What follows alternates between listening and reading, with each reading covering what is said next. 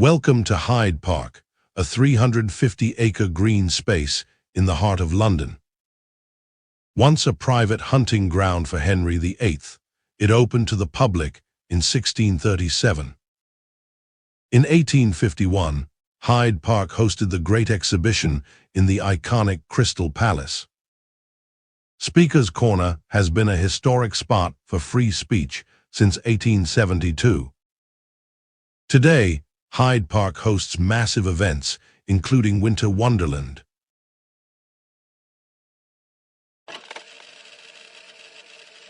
Did you know Trafalgar Square was once royal stables?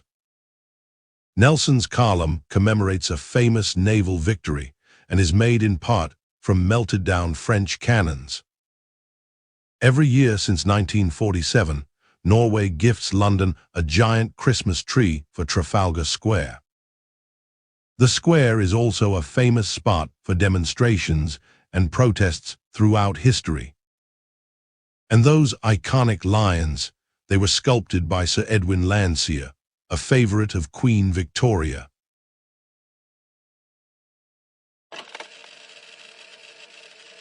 The Natural History Museum in London is a cathedral of nature, blending science and art. From humble beginnings as part of the British Museum, today it holds over 80 million specimens. Designed by Alfred Waterhouse, his vision included unique terracotta details throughout the building. For over a century, Dippy the Diplodocus was its icon before going on tour. Now, Hope the Blue Whale reminds us of the museum's focus: research, education, and conservation.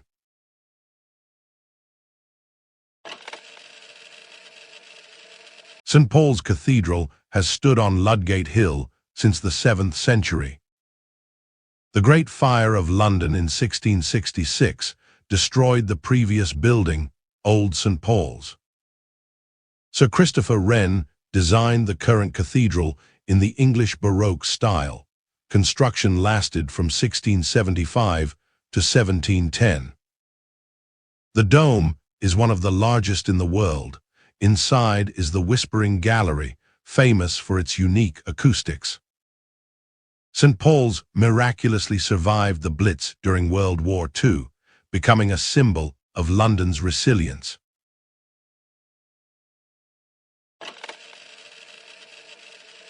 Welcome to Westminster Abbey, formerly known as the Collegiate Church of St. Peter at Westminster. It is an icon of British history.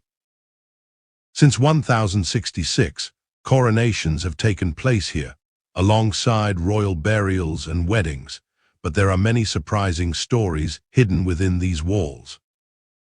The Abbey's origins are shrouded in legend, including a fisherman's vision of St. Peter. A Benedictine monastery was established here around 959. Edward the Confessor rebuilt the abbey between 1042 and 1052 as his royal burial church. It was one of the first cruciform-plan churches in England. Westminster Abbey has been the coronation church since 1066, hosting 40 English and British monarchs. The coronation chair, commissioned in 1296, has been used since 1308. Over 3,300 people are buried here. William Morris called it the National Valhalla. Among them are monarchs, poets, and scientists.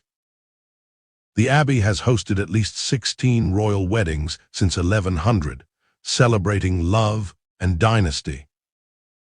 This Gothic masterpiece features 13th century French and English influences. Henry VII Chapel showcases perpendicular Gothic architecture. Westminster Abbey remains an active church, holding Royal Peculiar status and UNESCO World Heritage Site status. It stands as a timeless treasure, a symbol of British history, royalty, and culture.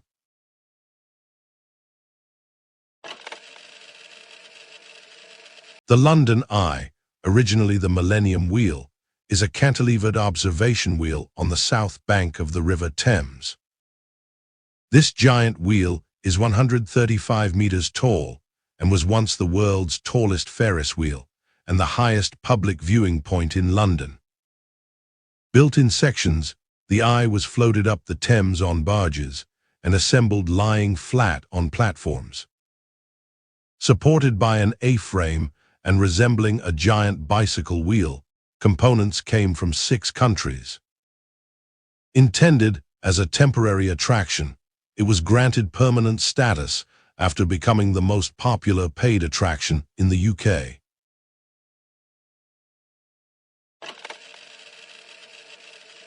The Tower Bridge is often mistaken for the London Bridge. Some people even bought the wrong one. To build it, they needed a special Act of Parliament called the Corporation of London Tower Bridge Act of 1885. Over 50 designs were submitted for the Tower Bridge, including one from the designer of London's sewer system. The bridge's walkways were originally intended for pedestrians, but pickpockets frequented them, leading to their closure. In 1997, U.S. President Bill Clinton's motorcade was split when the bridge unexpectedly opened.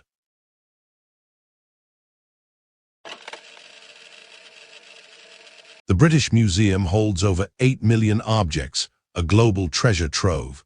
But how did it amass this collection, and who rightfully owns it? Is it a celebration of human history, or a testament to colonial expansion? It began with Sir Hans Sloane, a physician with an insatiable collecting passion. The museum's growth is intertwined with the expansion of the British Empire. Its acquisitions are inextricably linked to colonization. Are these artifacts cultural treasures or stolen goods obtained through power dynamics and historical injustices? The Natural History Museum, initially part of the British Museum, underscores the breadth of the institution's ambitions. So, is the British Museum a world-class institution preserving history, or a colonial relic that must return its contested acquisitions? What do you think?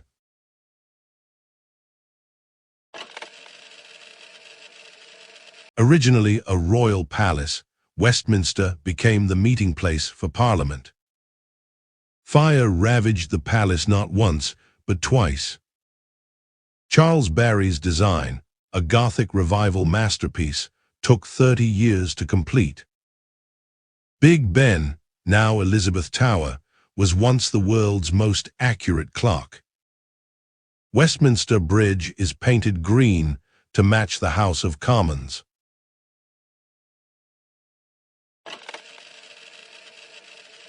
The Tower of London, it's not just a tower, it's a time machine.